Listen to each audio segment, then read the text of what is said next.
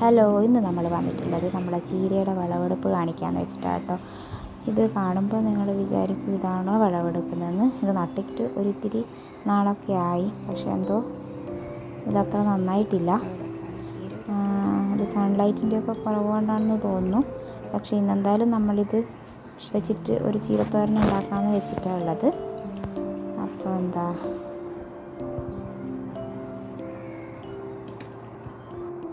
ഞാനും അക്കും കൂടി ഇതൊക്കെ ഇങ്ങോട്ട് പറിച്ചെടുത്തിട്ടുണ്ട്.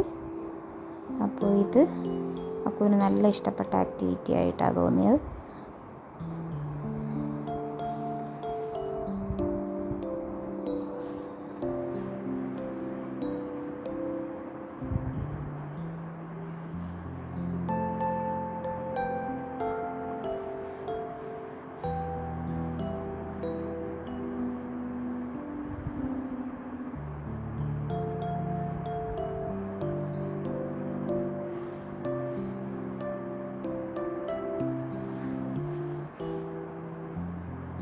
അങ്ങനെ ഞങ്ങൾ ചീരയൊക്കെ നന്നായിട്ട് കഴുകി കട്ട് ചെയ്തിട്ട് വെച്ചിട്ടുണ്ട്.